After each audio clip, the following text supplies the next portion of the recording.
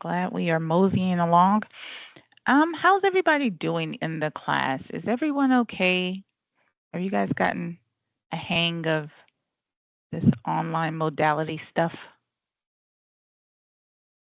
Getting easier? No complaints? Good, good. Really quickly, I wanted to talk about some feedback that I've given you in your participation um, assignment yesterday. So if you go to your participation assignment, I saw some people actually did almost like an elevator pitch, and some people did like just the brand statement. So I gave you feedback according to what you've done. Even if you want to take my feedback, and I know you've already done your. Some of you have already done your elevator pitches, but even if you got my feedback because you kind of turned in an elevator pitch and you want to use it to make yours better or do whatever, feel free to do that. Also, take note that I sent out an announcement yesterday evening with some sample elevator pitches. So I did two for everybody: HVAC, electrical, VA, whatever. So use that. Hopefully, it helps you, when you're doing your elevator pitches, or even just in general, just so you know how to do it. I had a few people ask me like, "Oh, I'm new to this field, so what do I say?" So I wanted to give you guys some feedback on that. All right, all right. So tonight, guys, we are going to be talking about interviewing. It's one of my favorite subjects because I am a proactive person. I like to do a lot of research. I like to know what I'm doing. I don't like walking into anything blind. So, anytime someone can tell me what to expect, how to do something, it makes me excited. So, I always get excited to teach chapter 10 because I want to demystify the interviewing process. Tonight, we're going to spend time talking about the general stuff, like what happens when someone calls you and things of that nature. Tomorrow, in part two of chapter 10, we're going to really dig into the questioning phase of interviewing, and we'll break that down to a point where you should feel comfortable leaving tomorrow, really understanding how this interviewing process works. All right. So, we all know that at some point we will be invited to interview, right? What are they looking for? Well, we know that most employers are looking for an opportunity to, one, verify the information on your resume, but also assess whether you're a right fit for that company. Most times they'll email you or they'll call you on the phone. Make sure that your voicemail boxes are not full. I've been a victim of that, having my voicemail box full, and make sure that when you know you are actively looking for a job, checking your spam folder because sometimes, here again, we already know these companies are using ATS systems. If they're a huge company or if they're a company conversely that's really small, sometimes if they send out mass emails, it will go directly to your spam because your spam algorithm will pick it up as a um, a mass email, and it will automatically put it in your spam folder. So when you are actively looking for work, make sure you're checking your spam. Make sure that you're cleaning out your voicemail boxes because, hopefully you guys will be putting out several resumes and hopefully you'll be getting back responses. So just make sure that you're actively engaged in that process, right? Now, when what happens is when you do get these calls, guys, I am equally guilty of not always liking to answer calls I don't know. That's why I will just let them go to voicemail sometimes. I actually have an iPhone. Anybody else has an iPhone? I think most of us probably do. But with an iPhone now, you can actually watch them leave a voicemail. Anybody ever done that before? or it gives you the transcript of the voicemail. So you'll know what it is. And sometimes I've even picked up in the midst of the person leaving a voicemail, if that's helpful, because you never know. I know, yeah, I don't know what's up with Florida, but I know when I came down from Jersey, when I got a 407 phone number, I was getting a lot of spam calls. That's why one of the reasons why I switched it over to a 689 number. So I got into the bad habit of just sending things to voicemail and forgetting to like clear out my voicemail. So you don't want that to happen. So make sure that, you are keeping that clear. But when you do get these calls, if you are going to answer the call, make sure you're polite, guys. Can I tell you I actually lost the job because of that? It wasn't, I don't think it was a phone. It may have been an email, but I just didn't recognize the number and the person. I couldn't really understand what he was saying. And I was like, I can't hear you.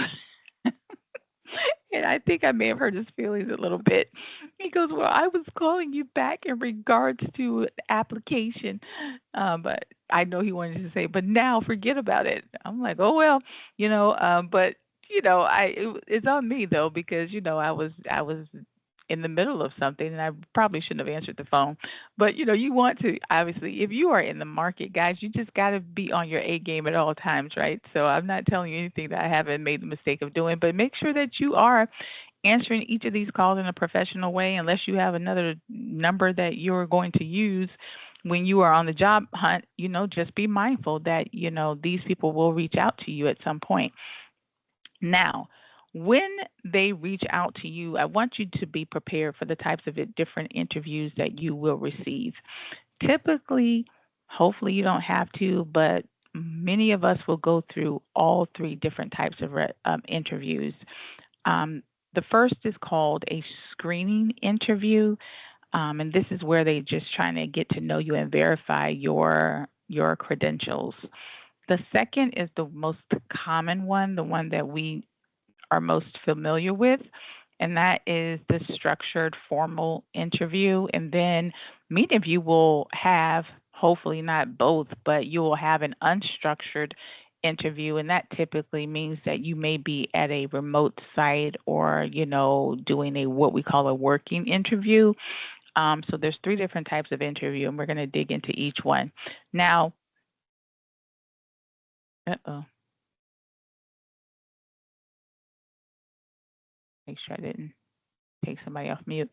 Um, When it comes to the screening interview, this interview is done primarily by HR or a recruiter, and they're calling, normally what happens is the ATS system has designated a group of people that are qualified for the work, and then they're going to call you just to verify. Like sometimes companies will be very particular about, oh, this job only pays 20 bucks an hour, so make sure HR, when you call them to verify their credentials, that they know it's only 20 bucks an hour or it's only 25 bucks an hour or whatever it is, right?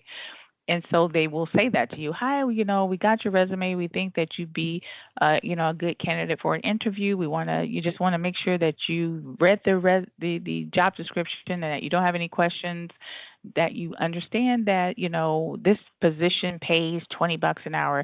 Now, I'll say I hate those types of um, situations, but normally it happens at entry level type roles. I mean, I kind of get it a little bit, but because and you'll find out tomorrow really why I don't really like it, because really what you pay somebody should be what they're worth, you know, not just what you can afford. Because if you could only afford 20 bucks an hour, and let's say you're in Central Florida and an HVAC person typically gets paid 25 bucks an hour, I don't know, I'm just making this up, then I don't think it's really fair for you to tell people I can only pay 20 bucks. You need to pay what the market demands, but that's neither here nor there. But at any rate, some companies will say, "Oh, I can only pay, 20 bucks an hour," and we just want to make sure that you're okay with that before we move forward. So sometimes that can be in the screening interview. Most times though, you'll always know it's a screening interview, because if it's sent to you via email or if they leave a voicemail on your phone, they'll say something to the effect. that the interview was only for 15 minutes. Ding, ding, ding. It's just a screening interview. I say that because I know I've gotten really excited about, getting a response from a job only to find out it's just a screening interview, but that's okay too, right? Um, but the 15-minute phone call is a telltale sign. Most times they don't even want to do a video with you. They just want to pick up the phone and call you. Because these individuals are in the HR department, most times they won't have a ton of information for you. They're just there to validate your credentials. Now, I am, as we get further in this conversation, going to tell you what questions you should be asking them. But sometimes you do get a HR person that's a little chatty. And whenever I do, I let them chat because if they want to tell me all the goods on their company or they're talking too much, I let them do it. Sometimes people don't do that on purpose. It's just, stranger danger. Everybody gets a little anxious when they're talking to a stranger, and sometimes people overshare. That's just their personality. I've had screening interviews where the HR person pretty much told me everything. I was like, well, thank you.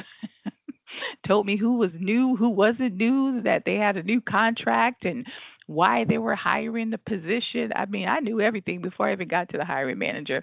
So hopefully you may get a chatty HR person, but for the most part, these people are just trying to get in and get out, so they won't know too much about the position, but that is what they're designed to do, just to make sure you have the screening, the credentials, and then to let you know that they're going to move you forward and set you up with someone. If you get a sense that they are willing to chat, try to get as much information about the position. It's okay to say, "Oh, is this a new position?" Or try to be indifferent. Don't dig too much. But if they ask you if you do have any questions, that would be one of my main questions. Is this a new position, or did was this position filled previously? Because I want to know, like, is this a position somebody left you guys and y'all have been out for 2, 3 months and I'm going to walk into a disaster? Like, because I'm trying to figure out what I'm walking into, right? But you don't want to dig too much, but you can't ask, these broad questions with the person. Now, the actual interview itself is called a structured interview. This is your formal interview. Chapter 10 also calls it a directive interview. This is the type of interview most of us are familiar with. This is where they are going to sit down. They will ask you a series of questions that we'll dig into tomorrow. Very general questions, all the way up to very specific questions. These questions are typically broken down from what we call scenario-based questions that are hypothetical or behavioral or stress-related, and I'll explain to you what those are tomorrow. But it's really just designed to get a feel for how you perform in different situations, right? During this structured interview, they will ask most candidates the exact same questions because the objective is to compare apples to apples, right? So they have to ask everybody the same question so they can get your feedback. The one thing I am going to tell you guys is that when you are meeting with these individuals, um, especially if now here it doesn't really help if the person is too chatty because they could have 10 of you guys that are interviewing for this job. I know you hate to hear that, but it could be, and you only have an hour with this person, so you want to make the best impression as possible. So we'll talk about how to manage the interviewer tomorrow so that they're not filling up your time that you have to make an impression talking too much. But just know that this is where you will have, very formal type of environment. Now, the unstructured interview is one where it could be a working interview. Some of you may have been told already by your instructors that if you're in the VA program, for example, hey, you're going to have to probably wear scrubs at your interview. This is one of the first questions that you can ask. I said that I'll give you a series of questions that you could ask this screener.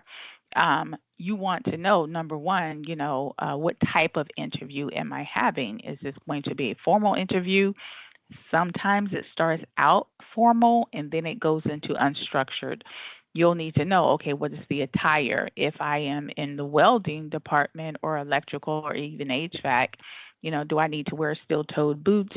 Do I need to, wear something that I don't mind, getting a little dirty?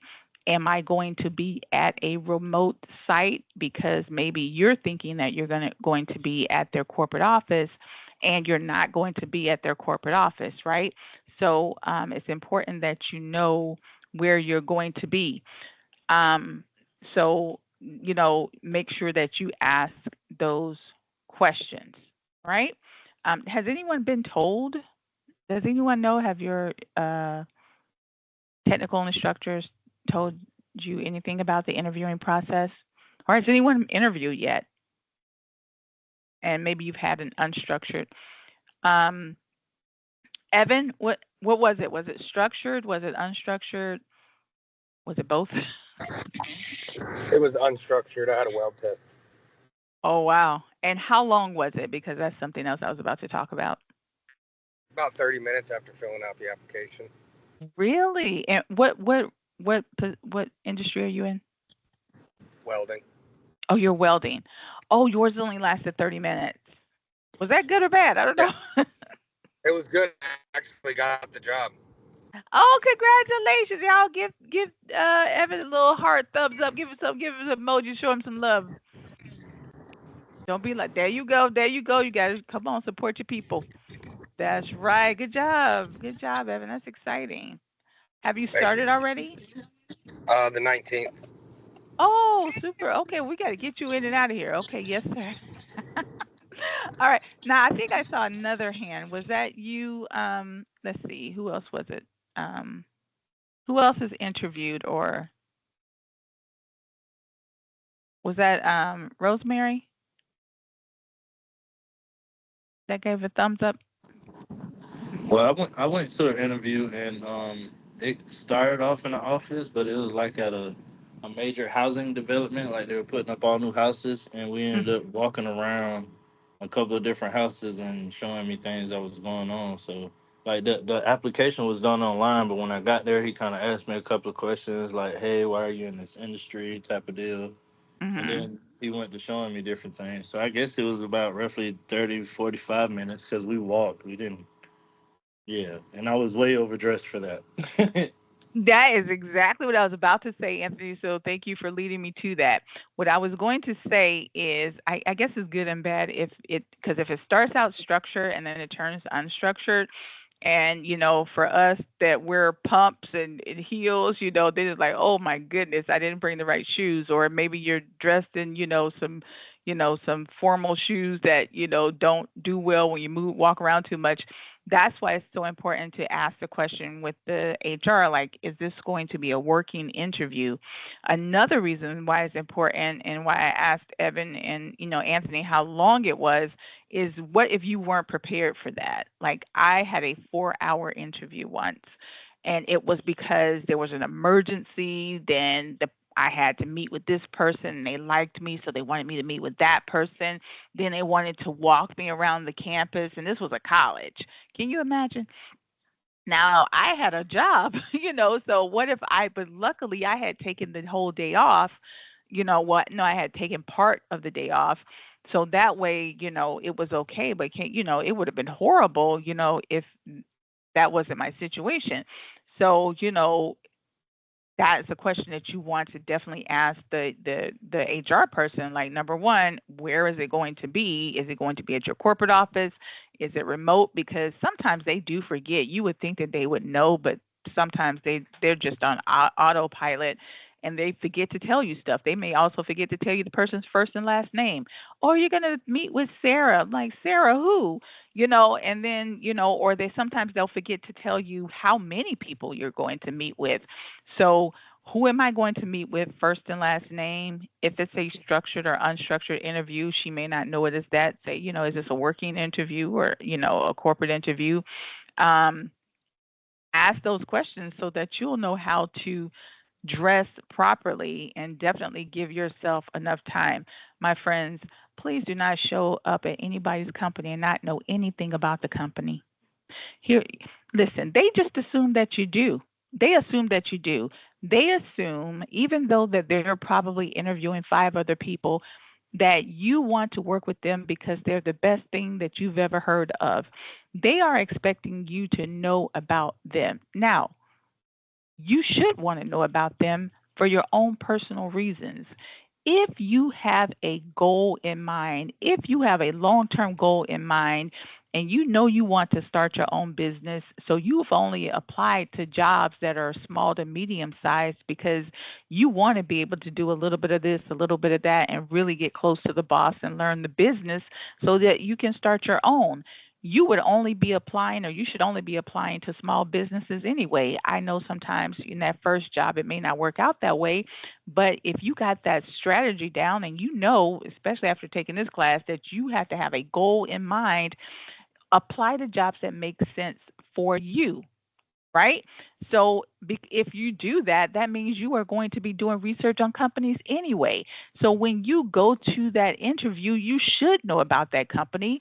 Why? Not because you were just trying to prepare for a test, but because you were trying to make sure that they are a good fit for your long term goal. Does that make sense? So when they start talking about, oh, we got this new contract, yeah, I saw in the news that you got that new contract. We'll talk about how to bring those up in the interviewing process, but you want to make sure the company is a good fit anyway. So do your research, go to their website, Google them in the news to see if anything's come up about them. Maybe they just got a new CEO. Maybe they just moved here from a different state. Um, you know, maybe they just got bought out. I know that happened to me. I went to go work for a company and they had just gotten bought out by another company. Do you think they told me? No, they did not. I had to find out, that they got bought out. But what I didn't know is that they were going to, I should have known that once they buy you out, you know what comes after that. They start to merge and downsize, you know. So I knew that they had gotten bought out, but I didn't know that they were downsizing. So you got to do your research so you'll know what is going on with that company and that you will be able to engage with your interviewer during that interview process. It does make a good impression when you can speak intelligently about the company, especially on things that are in the news. Now, everything won't be in the news, but things that are in the news, especially who their competitors are too, is very, very important. Remember, when you're at the job interview, of course, you're the focus, right? The interviewer is going to ask you questions to uncover things about yourself, and we'll talk about when they ask those general questions, you know, like that dreaded question, "Tell me about yourself," and I'll tell you tomorrow. But I may even tell you today because that's one question many of us hate, right? And do you know when they ask that question, they really don't want you to tell them about yourself? Do you know that? You know what they really want to know? Does anybody know, want to guess what they really want to know? When they say, "Hey, so tell us about yourself," what do they really want to know? They want to know, why are you here? Why me? It's almost like dating. I promise you guys, it's almost like dating. They want to know, why are you here? How did you end up here? Why this company? Why now? What brings you here? And you may say, why don't you just ask that, right? But we'll talk about how to answer that question tomorrow. But that's what they really want to know, right? Because half the time when you're telling them about yourself, they're not really listening. They're just listening for clues on why you're there, right? So I'll show you how to answer that tomorrow. All right. Now, like I said, most interviews will be in person, but there may be times where you have to do more than one interview. Maybe you go to a screening interview. I pray you don't have to go all the way up there for a screening interview. Most times you don't. But let's say you go for a structured interview and then maybe you have, or you just go straight for an unstructured interview and your supervisor loves you. But guess what? The boss wants to meet you, but the boss is down in Miami and you're up in Sanford. And he wants you to jump on a, a Google Meet or a Zoom call to meet with him. You got to be prepared to do that. Or like I said, you're thinking you're going to meet at the corporate office and they want you to meet at the job site.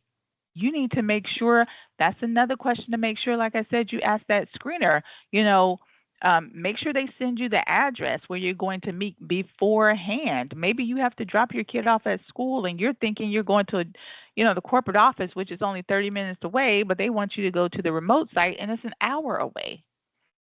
You don't want those types of surprises, right? So that's the types of questions that you're going to make sure you ask. But definitely, if it is not an in person interview, make sure that you are prepared. We'll discuss, all these different platforms that you have to get comfortable with. But it's okay. We're on Microsoft Teams and it's pretty simple, right? Um, but it's important that you know that that could be the case. All right. Now, if you do have a panel interview, this type of interview is, look at me. I know y'all got happy. Hold on, I got to talk about this. This panel interview is when there's more than one person, right?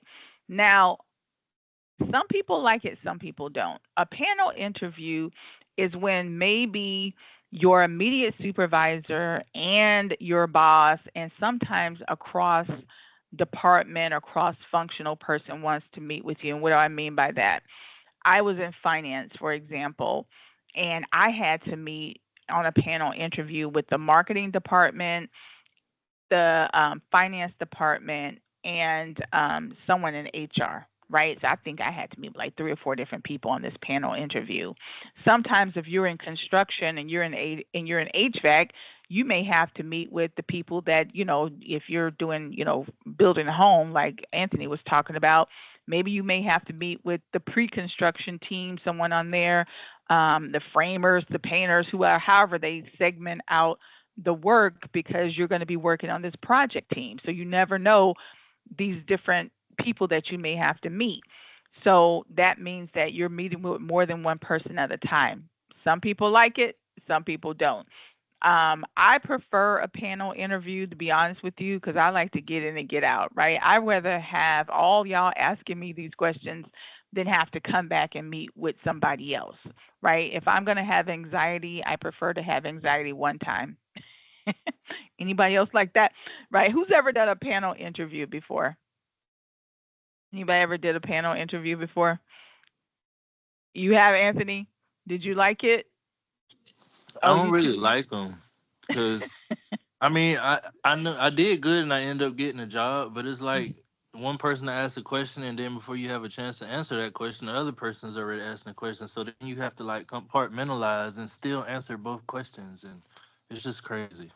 You bring up an interesting point, and we'll talk about that tomorrow. And there's another reason why I don't like it, but I'm like, okay, let me just suffer through once, because they have a set number of questions, and let me give you a hint. They just pull it down from the internet. Um, you know, and it's even easier nowadays with technology and AI. You can Google yourself, you know, um, typical interviewing questions for someone in welding, or typical HVAC interviewing questions, and they're doing the same thing, because they're going to ask you very basic questions, and we'll talk about that tomorrow before they get into what they really want to ask. And those are those questions that relate to their work. But they'll just divide the questions up, and sometimes they hate being there just as much as you do, because they don't get trained to interview people. They're really just there to check your vibe. I'm gonna be honest with you. So they're just saying, okay, how many questions do I have to ask? Okay, I got to ask 3. You have to ask 3. So I know it is kind of nerve wracking because they're throwing the question out there to you. One thing I tell people, whenever someone asks you a question, don't answer right away. What you want to do is you want to take a second or two just to be reflective, and then tomorrow, when I tell you the types of questions that they'll ask, and we'll talk again about doing your own research on these questions.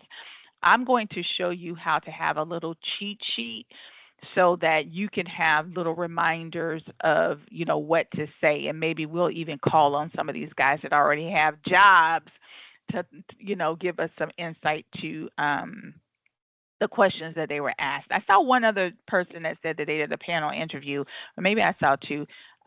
Who else said that they did a panel interview? Give me a quick thumbs up. And if you liked it, did you like it? Did you like it or not? You didn't like it either. And I think you didn't like it. Yeah. I think I know somebody sent me a text saying that they can't talk on their microphone. I don't know if that was that person that said they did or didn't like it. I know, like, yeah, who likes a whole bunch of strangers staring them in the face? Like nobody does, right? But for me, I'd rather just do it one time. And then two, when we talk about remote interviewing tomorrow, I almost lost the job because of remote interviewing. That same 4 hour interview that I told you guys about, the my immediate supervisor, she had a family emergency and she had to go run off to take care of her mom right when our interview was supposed to start. And they were like, "Are you willing to wait for her?" I'm like, "Well, I'm here now. Yeah, I'm waiting." So I had to wait till she came back. We had a great interview. She asked me to interview with someone else. She walked me around the campus. She went to the CEO and he was like, "Well, I want to meet her." But he was down in Miami. So I had to jump on a remote call with him and it did not go well. It was a virtual interview. Now, if anybody knows military people, he was a Marine and I was a Army vet. And so I knew he was going to size me up because listen, I'm no offense to my Marines, but they think they're the hardest of the hard, right? So, but I know the vibe, right? So I could tell right away. I was like, oh, this dude is sizing me up, but he's not really talking. So I'm waiting for him to say something to me, like, what other question do you have? You're just kind of staring at me. So he went back to her and he was like, you sure you want her? And she was like, "Yes, I want her." Now, fast forward, we ended up being the best of friends. But I knew it from when we had. I don't do well on virtual interviews. Like, and actually, I do worse on a phone interview than anything else. I don't do well because often I'm an energy person. I need to pick your vibe and I vibe off of your vibe, right?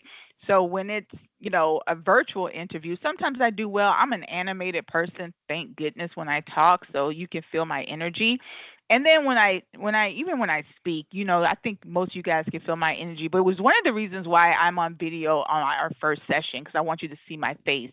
But now that you have a visual of me, you can say, okay, I get a sense of who she is, because phone calls are the absolute worst because they are the most remote, right? But again, that's why you want to make sure you have all these systems in place because, sometimes you have that remote interview. It's like, oh my goodness. But anyway, I'm sure that won't happen to you guys. So here's our question for tonight, guys. Here's what I want to know. We're going to stop chapter 10 here. We're going to pick up on chapter 10 tomorrow because tomorrow is going to be a little bit longer because we got to really dig into these questions. But I promise you, it will be very beneficial to you and then hopefully you'll appreciate it once we dig into it. Here's what I want to know for tonight. I want to know, what is your most hated interview question? What is your most hated interview question and why? And why is that? I know a lot of people are probably going to be like, oh, tell me about yourself or tell me about a time when. And I'm going to promise you, I'm going to demystify all those. Tell me about yourself. Tell me about a time when, or what would you do if, right? We all hate those questions, but tomorrow we'll talk about all three of those different sets of questions and hopefully it'll go good. And then if nothing else, we'll have where's our friend here? Who was it? I think it was a couple people that got jobs already. They can give us some advice, right? So we can get our job too. Make sense? All right, my friend, this is your question for tonight. Please remember to get those. I had a few of you that did not turn in your dates for your resume and your interviews. Like, please, please, please turn that in. Um, if you need me to open up week one so you can turn in anything from week one, just let me know. Shoot me a text, send me a quick email. Please get that done. If you haven't turned in your long term goals, you need to turn that in. I don't want you guys falling behind. I see a few people miss those assignments. And so please turn it in. Don't ever feel like, oh, the time has passed, so I'm just going to suck it up. Don't suck it up. If you've done the work, let me know and I will allow you to turn it in. Now, I don't typically give a grace period past the 1 week out. So it's week 1. We're going into week 2. By the time Sunday comes, then turning in stuff at week 1 is a no-go. So if you have any week 1 stuff that you need to turn in for various reasons, no questions asked, just let me know. I'll give you an opportunity to turn that in. All right? But this grace period, this is only for 1 week, so please try to get that done. All right, y'all. All right, very good, very good. Please remember to check my notes on um, your branding statements. All right, guys, thank you so much for tonight. I'm going to go ahead and stop the recording. And if you don't have any questions for me, you're free to go. If you have questions, please feel free to stay back and ask.